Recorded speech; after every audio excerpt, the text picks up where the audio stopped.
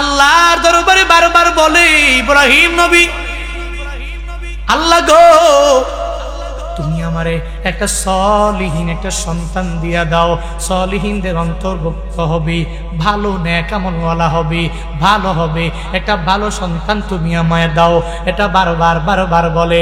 হাজেরা একদিনই দোয়া করতে শুনে শুনে মুস্কি মুস্কি হাসে, আর যায় বলে, অস্বামী আমার, আমি বুড়ি হয়ে গেলাম, তুমি বুড়া হয়ে গেলা, কিন্তু এখন কেন সন্তান চাও? এখন কি সন্তান দিবে নাকি? যখন এই প্রশ্ন করে দিল, আমার মাওলা সঙ্গে সঙ্গে ইব্রাহিম নবীরে জানায়া দিল, ইব্রাহিম রে, আমি মাওলা মানুষ বানাইতে পারি, আমি মাওলা তোরে বানাইছি, তোর পুরা পরিবার বানাইছি, পৃথিবীর সব কিছু আমি মাওলা যেই আল্লাহ বানাইতে পারলাম, আমি মাওলা তোমার বৃদ্ধ বয়সে একটা ছেলে একটা মেয়ে দিতে পারি। হাজেরা ইব্রাহিম নবীকে যায় যায় বলে, ইব্রাহিম স্বামী আমার, আপনি কেন আমার মাওলার দরবারে এই বয়সে সন্তান চান? আমার মাওলা তো দিবে না, দিলেও আমরা নিতে পারবো না, আমরা বয়সের কারণে বড় ভারী বৃদ্ধ হয়ে গেলাম, আমরা নিতে পারবো না। আল্লাহ পাক সঙ্গে সঙ্গে জানায়া দিলেন, ফাবাশশারনাহু বিগুলামিন হালিম।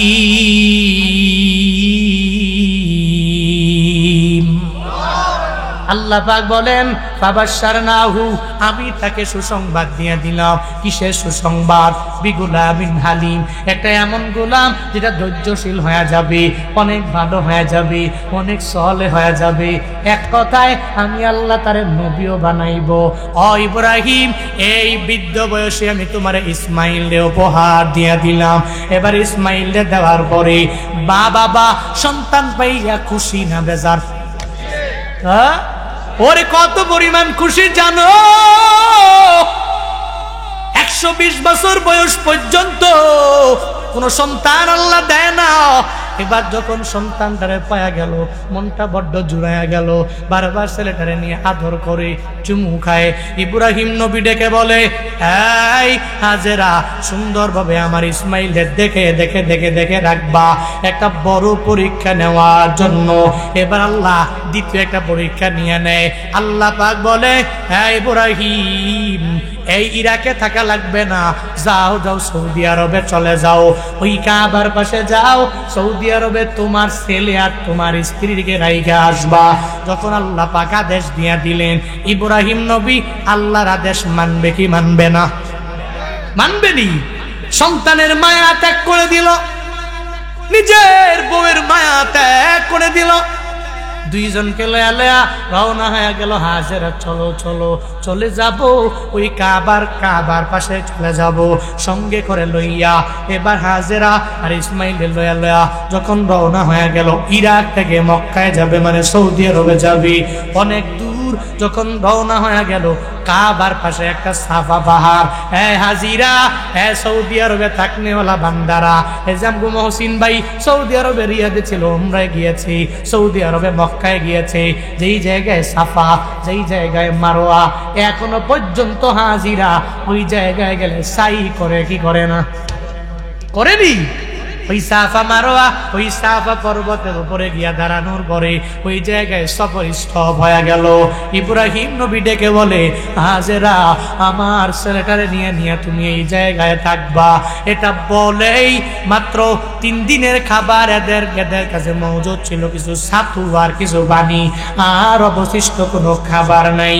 যেই মরুভূমি, এই মরুভূমির আশেপাশে কোনো মানুষ নাই, যেই মরুভূমির আশেপাশে কোনো পানি নাই, জনমানব শূন্য এলাকা, ওই জায়গার মধ্যে এদেরকে রাইখা বলে, ইব্রাহিম নবী বলে, হাজেরা বিদায় দাও, আমার মাওলার আদেশ হলো তোমাদের কাছে আমি থাকতে পারবো না, আমার চলে যাওয়া লাগবে। যখন বিদায় নেওয়ার জন্য উঠে যাবে একটা অবস্থা হয়ে যায়। হাজেরা ইব্রাহিম নবীর বাহুতে ধরে বলে, স্বামী আমার, এই জায়গায় কোনো মানুষ নাই, এই জায়গায় এত বড় মরুভূমি, যেই জায়গায় মানুষের কোনো বসবাস নাই, যেই জায়গা অনুর্বর এলাকা, কোনো কিছু এই জায়গার মধ্যে আমি পাবো না রে। এই জায়গায় পানি নাই, কিছু নাই, কোনো মানুষ নাই, কোনো খাবার নাই, এই জনমানব শূন্য এলাকা, আপনি আমার একা একা রেখে কোথায় চলে যাবেন?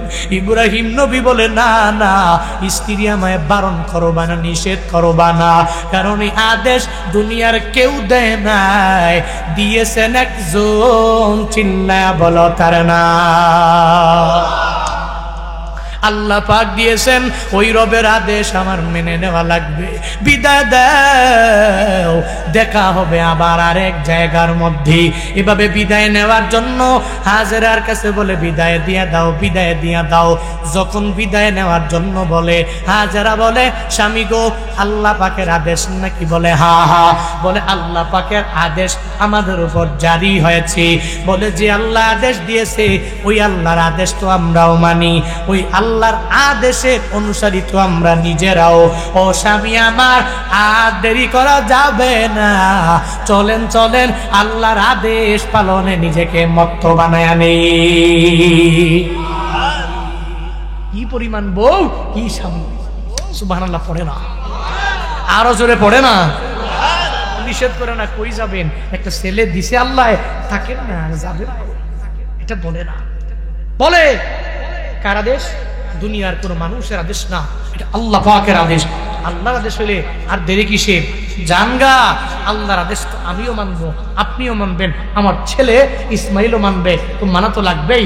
যান, আল্লাহর আদেশ পালন করার জন্য এই জায়গা ত্যাগ করে চলে যান। পড়েন না সুবহানাল্লাহ। ইব্রাহিম নবী হাজেরা আর ইসমাইলে রেখে রেখে তিনি চলে গেলেন উনার সফরে।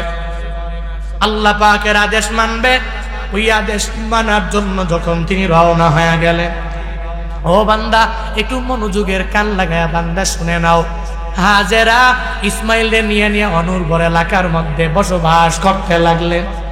ওদিকে ইব্রাহিম নবী যাওয়ার পথে আমার মাওলার দরবারে আবদার জানায়, ও দয়ার মালিক, রব্বানা ইন্নী আসকানতু যুররিয়াতি বিওয়াদিন গায়রি জি জারইন ইনদা বাইতিকাল মুহাররাম।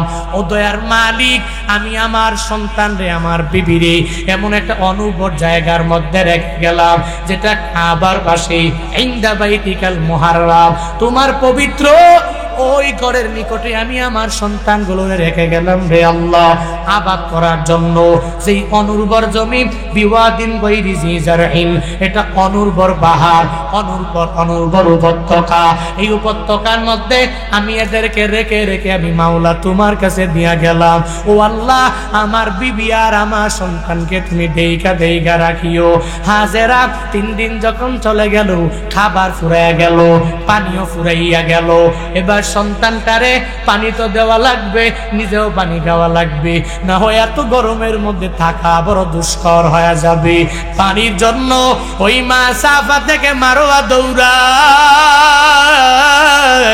হাজেরা সাফা থেকে মারোয়া, মারোয়া থেকে সাফা, সাফা থেকে মারোয়া, মারোয়া থেকে সাফা, সাফা থেকে মারোয়া। ইন্নাস সাফা ওয়াল মারওয়াতা মিন শাআইরিল্লাহ ফামান হাজ্জাল বাইতা আও ইতামারা ফালা জুনাহা আলাইহি আইয়াত طوف بهما ومن تطوع خيرا فإن الله شاكر عليم। এই সাফার মারোয়া আমার মাওলার সব নিদর্শন সমূহের মধ্যে, সব শিআর গুলোর মধ্যে এটাই অন্যতম 2টা শিআর। একটা সাফা পাহাড় আর একটা হলো বান্দা মারোয়া পাহাড়। হাজেরা মা তো সন্তানের জন্য কি পরিমাণ মায়ে পড়ে গেল। আমার সন্তান আমার মাওলা এত বছর পরে আমারে দিয়া দিলেন, এই সন্তান যদি আজকে পানির অভাবে মারা যায়, আমি মা হইয়া মেনে নিতে পারবো না। একটা মা হইয়া কশিনকালও এই সন্তানরে বান্দা ছেড়ে দিতে পারে না, একটা মা হইয়া এই সন্তানটারে বাদ দিতে পারে না। ও বান্দারা, তুমগো জন্য তুমগো মায়েরা কি পরিমাণ কষ্ট করলো, আমগো মায়েরা আমাদের জন্য কি পরিমাণ কষ্ট করেছি। একটা মা চায় না সন্তানটা তার সামনে বিদায় হয়ে যাক। এই যে শীতকাল বর্তমানে চলছে, দেখবেন মায়েরা নিজে যদি সন্তান একবার প্রস্রাব করে দেয়, প্রস্রাব করে দিলে বাবারা এত গুরুত্ব দেয় না, পাত্তাও দেয় না। কিন্তু মায়েরা বলে আমার সন্তানের আমি ফালায়া দিতে পারি না, সন্তান ঠান্ডার মধ্যে থাকবে, এই ঠান্ডার মধ্যে থেকে থেকে ঠান্ডা লেগে যাবে, আমি আমার সন্তানের বেলায় পারি না। ওই সন্তানটারে মা ডাইকে ডাইকে টাইনা আনে আর বুকের মধ্যে মা জমায়া রাখে। বান্দারে, আল্লাহ পাক মায়ের ভিতরে মনে একটা রাডার ফিট করে দিলেন এই সন্তানের জন্য। আল্লাহ পাক ওই মায়ের ভিতরে এত মায়া দিয়া দিলেন, মায়েরা নিজে ওই সন্তানের জন্য স্যাক্রিফাইস করতে যাইয়া নিজের রক্তগুলো বিলীন করে দেয়, আবার নিজের জীবনও বিলীন করে দেয়। নজির আছে না না? বিভিন্ন মেডিকেল কলেজে, বিভিন্ন জায়গায় গেলে গেলে ক্লিনিকে গেলে দেখবেন যেই জায়গায় মায়েরা সন্তানের জন্য বান্দা এত স্যাক্রিফাইস করে, নাকি আপনাকেও মায়েরা করে নাই? করছেনি? ও বান্দা, মায়েরা যেই পরিমাণ কষ্ট তোমার আমার জন্য করে পৃথিবীর কেউ করে। জীবনের মূল কষ্ট মায়ের, প্রসব বেদনায়,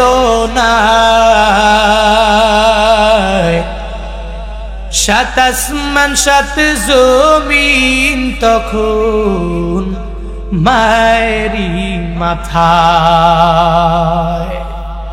জীবনের মূল কষ্ট মায়ের, প্রসব বেদনায়,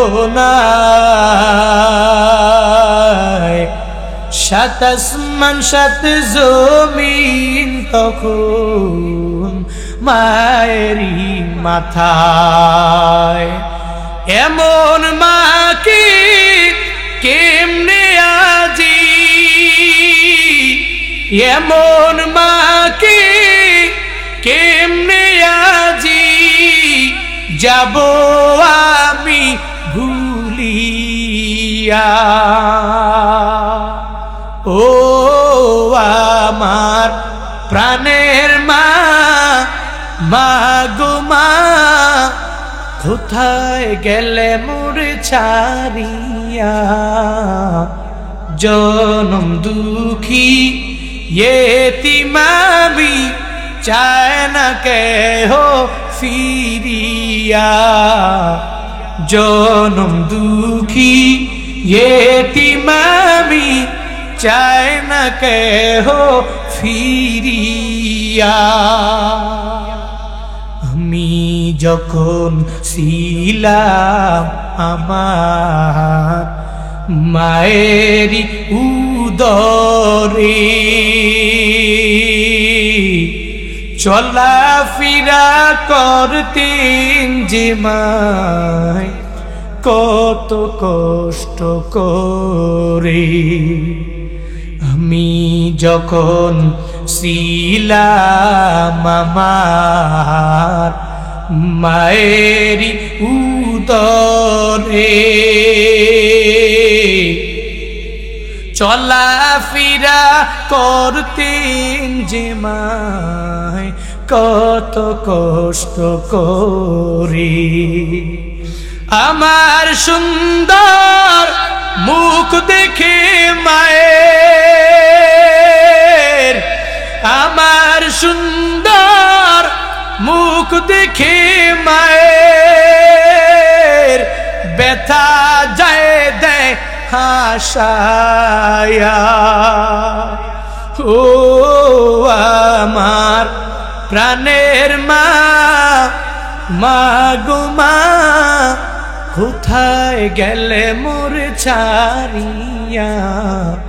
জনম দুঃখী এতিম আমি, চায় না কেহ ফিরিয়া।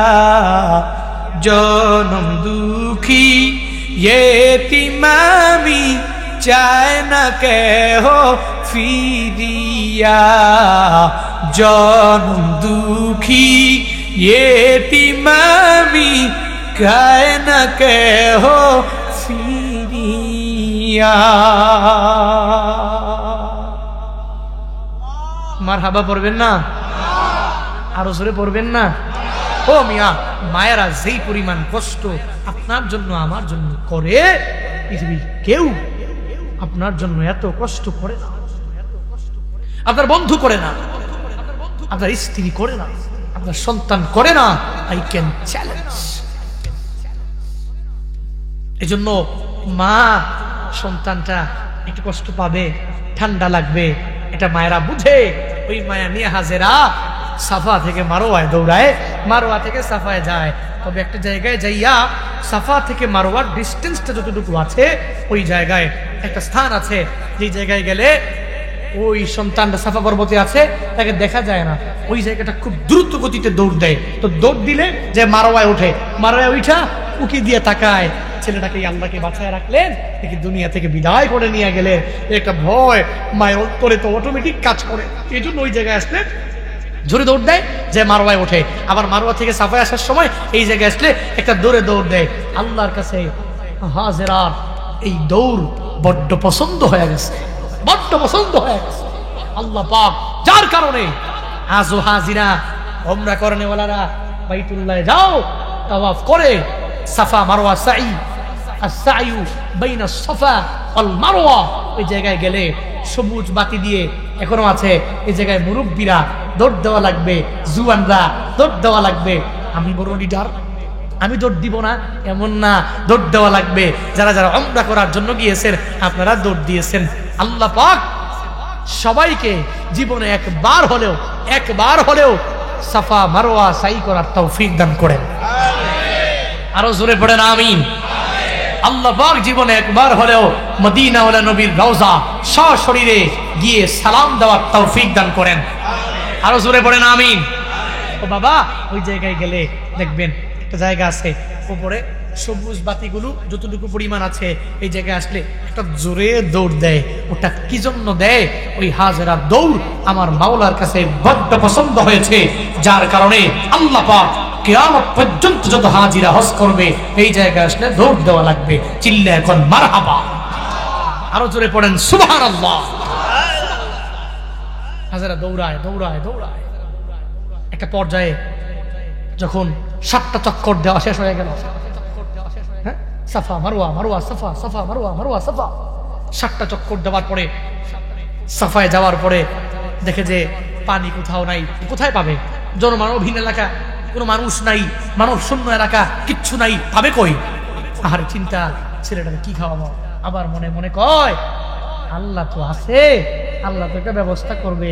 যাইয়া দেখে ছেলেটা মাটির মধ্যে জুড়ে জুড়ে নিজের পা দিয়ে আশ্রয়তেছে, আশ্রয়। আর মা তাকায় দেখে যেখানে ছেলে ইসমাইল জুড়ে জুড়ে পা দিয়ে মাটির মধ্যে পাগুলোকে ঝাড়ছে, ওই জায়গা থেকে পানির ফুয়ারা ধাম ধাস করে বের হচ্ছে। পড়েন না সুবহানাল্লাহ। আরো জোরে পড়েন না সুবহানাল্লাহ। যেই জায়গায় পা জোরে জোরে মারতেছে ওই জায়গা থেকে পানির ফুয়ারা গুলো বের হচ্ছে। হাজেরা কয় জাম জাম জাম জাম জাম জাম জাম জাম, থাম থাম, আর লাগবে না, এত পানি দিয়ে করবো কি? চিল্লে এখন না মারহাবা। ও মিয়া, ওই মা জামজাম। এখনো পর্যন্ত এই জামজম কত দামি পানি জানো? পৃথিবীর তো বিভিন্ন পানিগুলো এক জায়গায় রাখলে অথবা এক কূপে থাকলে মাঝে মাঝে এটার কালার চেঞ্জ হয়, এটার বিভিন্ন স্বাদ চেঞ্জ হয়, কত কিছু হয়। কিন্তু মায়ে জামজম, ওই ইসমাইল নবী পা থেকে যে ফুয়ারা বের হয়েছে ওই সময় যেই ছিল পানি, আজও পর্যন্ত ওই জমজমের পানির স্বাদ একই রকম, আজও পর্যন্ত ওই জমজমের পানির মজা একই রকম, আজও পর্যন্ত ওই জমজমের পানির কালারটা একই রকম, কোনো চেঞ্জিং নাই। কেন হয়েছে? বলে ইসমাইল নবীর পায়ের আঘাতের মাধ্যমে যেই জায়গায় পানির ফুয়ারা বের হয়েছে, কশ্চিন কালেও তো এই পানির কোনো চেঞ্জিং আসতে পারে না, কারণ একটা নবীর পা জোরে জোরে আশ্রানোর কারণে এই জায়গা থেকে এই ফুয়ারা বের হয়েছে। ও বান্দা, মদিনাওয়ালা নবীও ঠিক একই রকম আমার নবী, ওই নবীর আশেক হয়ে, নবীর গুণে গুণান্বিত হয়ে যেই বান্দাগুলো চলবে, নবী কোন সময় চলে গেছে, কত আগে, আজ থেকে প্রায় ১,৫০০ বছর আগে ইসমাইল নবীর পায়ের এত এত পরিমাণ বরকত, যেই বরকতের কারণে আজও পর্যন্ত জমজমের পানির কোনো চেঞ্জিং নাই। আমার মদিনাওয়ালা নবীরে চলার পথে কোনো বান্দা যদি এখনো পর্যন্ত আশেক বানায়, ওই তাসির এখনো পড়বে, এখনো পড়বে, এখনো পড়বে। কারণ ইসমাইল নবীর নবী কে? হযরত মুহাম্মদুর রাসূলুল্লাহ সাল্লাল্লাহু আলাইহি ওয়াসাল্লাম। আসো না বাবারা, পৃথিবীর যত বড় পরীক্ষা আসুক না কেন, যাই কিছু আসুক না কেন, আমরা চলার পথে নিজেকে এমন ভাবে গড়ে তুলবো, আল্লাহ পাক যদি বালা দেয়, যদি মুসিবত দেয়, আমরা বালা হলে, মুসিবত হলে, যাই কিছু আসবে, আমরা মদিনাওয়ালা নবীর মতো, ইব্রাহিম নবীর মতো, ইসমাইল নবীর মতো, আম্বিয়া আলাইহিমুস সালাতু ওয়াস সালাম যারা গত হয়েছেন, চলে গেছেন, পাস্ট হয়েছেন, এদের মতো পরীক্ষা আসলেও, আসার পরেও আমরা নিজেদেরকে সেভ রাখবো, অন্যায় পথে যাব না, ভালো পথে আগাবো এবং ডিপ্রেশনে পড়বো না, হতাশায় পড়বো না। রাজি আছি তো ইনশাআল্লাহ? রাজি আছি তো ইনশাআল্লাহ? আল্লাহ পাক বক্তা শ্রোতা উভয়কে আমল করার তৌফিক দান করেন, সকলেই পড়ি আমিন। আরো জোরে পড়ুন আমিন। আজকের এই মাহফিল একক উদ্যোগে কত বছর হয়েছিল, এবছর হচ্ছে। ইন ফিউচারে বাংলাদেশের বড় বড় খ্যাতিমান আলোচক যারা আছেন, ওনারা আসবেন, আপনাদেরকে বয়ান শোনাবেন। আপনারা আসবেন তো ইনশাআল্লাহ? আসবেন তো ইনশাআল্লাহ? এই মাহফিলগুলোতে নিজেরা সাপোর্ট দিবেন, যাতে করে একটা সুন্দর একটা মজমা তৈরি হয়। প্রতি বছরের নেই আমাকে মহসিন ভাই ওনার আব্বার জন্য, ওনার আম্মার জন্য, ওনার কবরবাসীদের জন্য একটু দোয়া করাইতে পারে। আমি আজকে এই মাহফিল থেকে দোয়া করছি, আপনারা দোয়া করবেন। ওনার আব্বা মরহুম মালু ভুইয়া দুনিয়া থেকে বিদায় নিয়েছেন। আল্লাহ পাক যাতে করে ওনার কবরটাকে এই মুহূর্তে জান্নাতের বাগানে পরিণত করেন, সকলেই পড়ি আমিন। আর একটু আসতে পড়েন, আর একটু জুড়ে পড়েন। গজল কোনটা কম?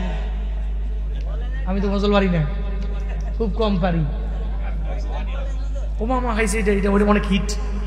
আমি তো আসলে গজল অনেকটাই পারি না, কিন্তু গুগল থেকে সার্চ দিয়ে দিয়ে কোনটা গাওয়া যায় কিনা নাকি, আমি আসলেও পারি না। সব পুরাতন, এরা সব শূন্য শেষ, বুড়ো হয়ে গেছে। আর ও হারি করে দেখছো নি, কই ছোট থাকতে যেটা মুখস্থ করছিলাম না। আচ্ছা, এই আমি কিন্তু কোনো সময় অমদিনার মাটির গাই নাই। হ্যাঁ, তাসিফ গাইছে অনেকবার গাইছি। একটু আমি অমদিনার মাটির একটু গাই, এরপরে আমরা দোয়া দিব ইনশাআল্লাহ। তবে এই সঙ্গীত আমি যেহেতু আগে গাই নাই, এটার সুর, লয়, টান এ বিষয়ে তো ধারণা নাই, যতটুকু পারি আর কি। দেখছো নি কয়টি? ও মদিনার মাটি রে, সকল সুখ বুঝি তোর কপালে। ও মদিনার মাটি রে, সকল সুখ বুঝি তোর কপালে। ও মদিনা রে,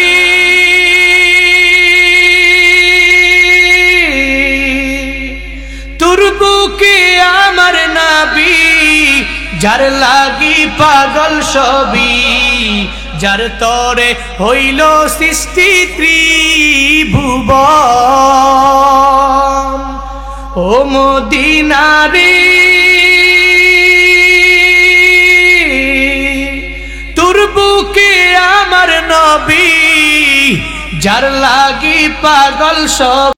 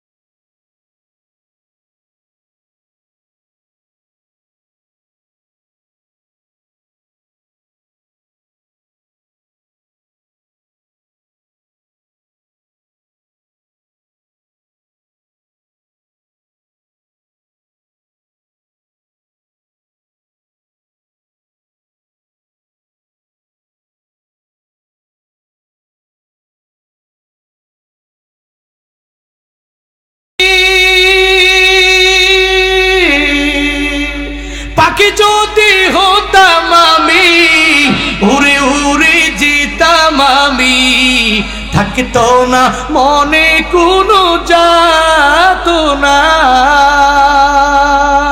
দেহে নাই পাখায় আমার, সাথে নাই টাকায় আমার, দেহে নাই পাখায় আমার, সাথে নাই টাকায় আমার, কেমনে কেমনে যাব সেখানে। ও মদিনার মাটি রে, সকল সুখ বুঝি তোর কপালে। ও মদিনার মাটি রে, সকল সুখ বুঝি তোর কপালে। ও মদিনার মাটি রে, সকল সুখ বুঝি তোর কপালে।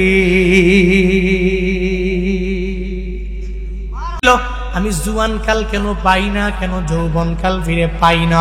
ওই দিন যদি বান্দার যতই বারবার বারবার বলো লাইতা শাবাবা ইয়াউদু, কেন আমার জুয়ানকালটা আবার ফিরে আসে না? হাজার বার লাখ বার যদি আমার মাওলার দরবারে বলো, বলতে পারবারে বান্দা জুয়ানকাল কশিনকালেও ফিরে আসবে না, ঠিক কিনা? আসবেনি?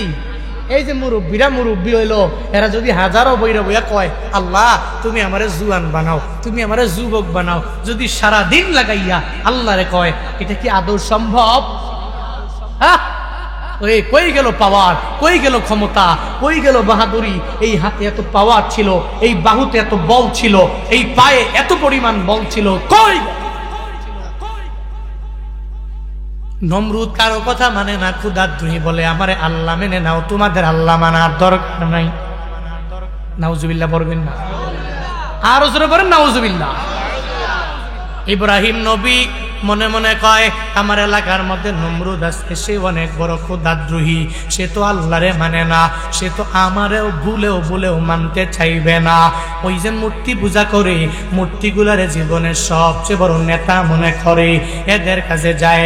আর মূর্তির কাছে কাছে যাইয়া যার ছেলে দরকার ওই মূর্তির কাছে যায়, যায় বলে মূর্তি রে আমার একটা ছেলে দিয়া দাও।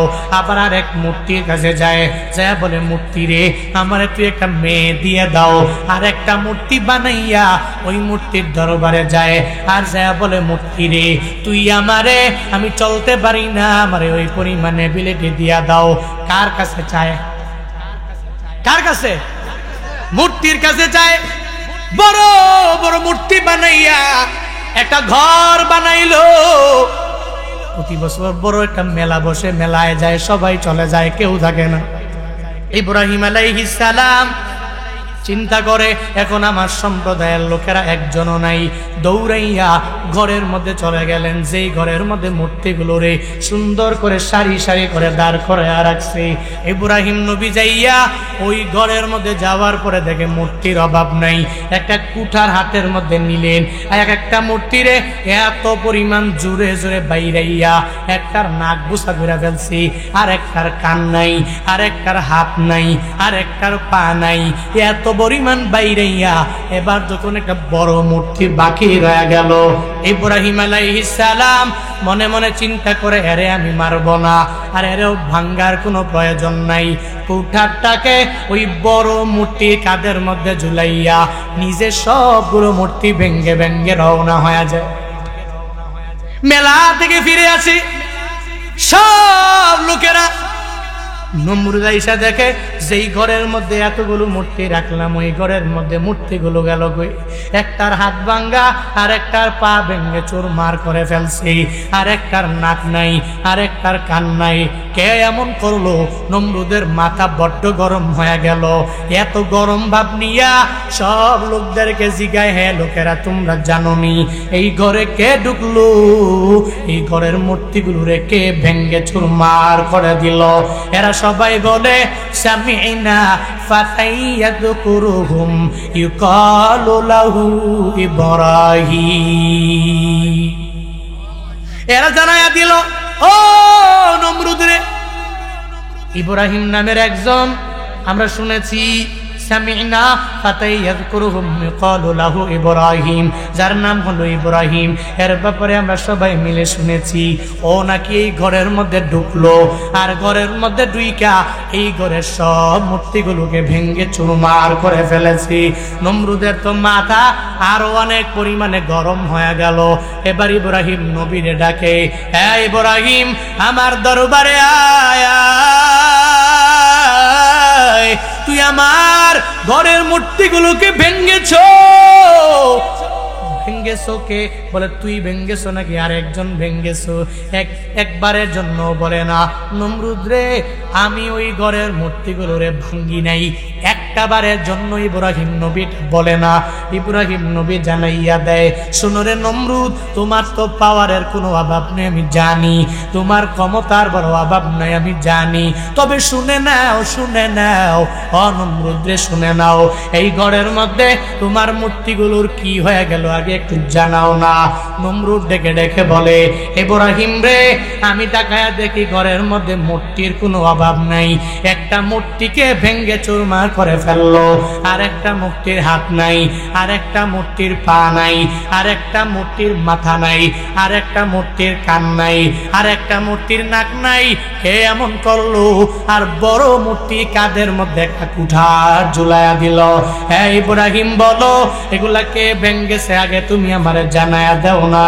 ইব্রাহিম নবী ডেকে বলে, হ্যাঁ নমরুদ, দুনিয়ার স্বাভাবিক নিয়ম তুমি ফলো করা লাগবে, যাও ওই ঘরের মধ্যে যায় দেখ, ওই ঘরের মধ্যে যেই মূর্তি কাদের মধ্যে একটা কুঠার ঝুলানো আছে, স্বাভাবিক নিয়ম হলো যে অস্ত্র নিয়ে দাঁড়ায় থাকে সে তো আর একজনের মারে, আর যার হাতে অস্ত্র নাই সে কিভাবে মারবে? তোমার বড় মূর্তির কাদের মধ্যে কুঠার দেখা যায়, তাহলে সেই মনে হয় ভেঙ্গে ফেলেছে, ওর কাছে গিয়া জিগাও সে ভেঙ্গেছে কিনা, আর যদি সে নাম না ভাঙ্গে কে ভেঙ্গেছে বলে দিবে। নমরুদ ডেকে ডেকে বলে, এই ইব্রাহিম তুই কি জানো না এই মূর্তিগুলো কথা বলতে পারে না, এই মূর্তিগুলোর জবান নাই, সে বলতে জানে না, আমার বড় মূর্তিরাও বলতে পারে না, আমার ছোট ছোট মূর্তিগুলাও বলতে পারবে না। ইব্রাহিম নবী কয়, তুমি যারে মানো তোমারে ছেলে দিয়া দিবে, তোমারে মেয়ে দিয়া দিবে, তোমারে ক্ষমতা দিয়া দিবে, যারে এত মানলা সে তোমারে পূর্ণাঙ্গ এটাই বলতে পারবে না। এতগুলা মূর্তিরে কে ভাঙলো, আর এই কুঠার তার কাদের মধ্যে কে ঝুলাইয়া রাখলো? যেই মূর্তিটা এতটুকু পর্যন্ত কথা বলতে পারে না, ওই মূর্তি তো কশ্চিনকালেও তোমারে হেল্প করতে পারে না। যেই মূর্তি নিজেকে নিজেই হেফাজতে রাখতে পারে না, ও নমরুদ তুই বলো তাহলে তোরে কেমনে বাঁচাবে, হেফাজত করবি? তোমার সম্প্রদায়ের লোক যারা, এদের কেমনে হেফাজত করবি? যখন এই কথা বলে দিল, ইব্রাহিম নবী বলেন, আফাতা'বুদুনা মিন দুনিল্লাহ মা লা ইয়ানফাউকুম শাইআন ওয়া লা ইয়াদুররুকুম উফফিল লাকুম ওয়া লিমা তা'বুদুনা মিন দুনিল্লাহ আফালা তা'কিলুন।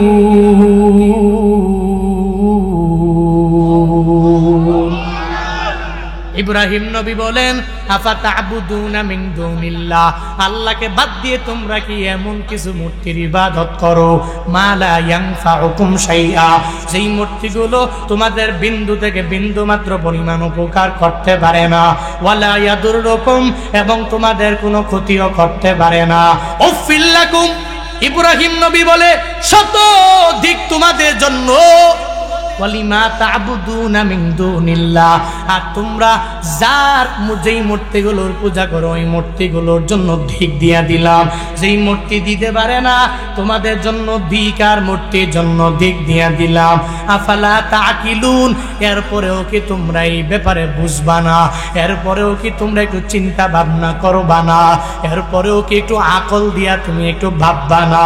যেই মূর্তি তোমারে দিতে পারে না ওই মূর্তিরে তুমি কেন বারবার বারবার মেনে নাও। নমরুদ এবার ডেকে বলে, হ্যাঁ ইব্রাহিম ডেকে বলে, হ্যাঁ নমরুদ তুমি কালিমা পড়ে নিও, আমার হাতে পড়া লাগবে এমন না, আমার আল্লাহকে ঈমান এনে মানলেই তো হয়ে যাবে। যখন নমরুদের বলে, নমরুদের মাথা বড় গরম হয়ে গেল। এর মানে ইব্রাহিম এতগুলা মূর্তি যার কাছে আমরা পূজা করি বারবার, তুই এগুলারে ভেঙ্গে টুকরা টুকরা করে ফেলেছো। ইব্রাহিম নবী এর পরেও বলেন আমি করেছি, বলে আমার কথার ভাবে কি বোঝা যায় না। এবার নমরুদের মাথা বড় গরম। নমরুদ ডেকে ডেকে বলে, এই আমার লোকেরা 40 মাইল পর্যন্ত তোমরা অগ্নিকুণ্ড জ্বালাও, আর ওই আগুনের মধ্যে এই ইব্রাহিমরে নিয়ে ফেলাইয়া দাও। এবার নমরুদের কথা মেনে তার লোকেরা 40 মাইল পর্যন্ত অগ্নিকুণ্ড জ্বালাইয়া ওই আগুনের মধ্যে আমার ইব্রাহিম নবীরে ফালাইয়া দিলেন। জাতির পিতারে যখন ফালাইয়া দেওয়া হলো, জাতির পিতা যে আগুনে পড়ছে, এই যে আগুনের মধ্যে ফালাইয়া দেওয়া হলো, বান্দারে বলো বলো টাকার জন্য ওখানে পড়ছে নাকি? হ্যাঁ, বাড়ি করবে এজন্য তো বরে নাই, গাড়ি করবে এজন্য বরে নাই, অনেক টাকাওয়ালা হওয়া লাগবে এই চিন্তা নিয়ে ওই জায়গায় ফালায় নাই। নমরুদের সম্পদগুলো লুণ্ঠন করে করে নিয়ে গেল, এজন্য এই জায়গার মধ্যে ফালায় নাই। তাহলে কেন ফালাইলো? বলে হকের কথা বলছে, নমরুদের গায়ের মধ্যে লেগে গেল। এতদিন পর্যন্ত নমরুদ মনে মনে মনে মনে কয় আমার তো পাওয়ারের অভাব নাই, আমার তো ক্ষমতার কোনো অভাব নাই, আমি বড় পাওয়ারফুল। এই লোকেরা, সম্প্রদায়ের লোকেরা, তোরা সবাই আমারে মানা লাগবে, আমারই মানবি। বারবার বারবার ওই নমরুদ সবাইরে বলে দিল। কিন্তু ইব্রাহিম নবী তো আইসা তিনি নিজে সবাইরে এটা জানায়া দিল, না রে তোরা মানতে পারো না, এই মূর্তিগুলো তোদেরকে দিতে পারে না, তোদের একজন দিতে পারে, চিল্লা বলো তার না। या इलाही तो मेरा माबूद है, या इलाही तो मेरा माशूक है, या इलाही मी को नदशम सो कमर, या इलाही मी को नदशजरो हजार, या इलाही मी को नद अर्दो समा, या इलाही मी को नद जौहा।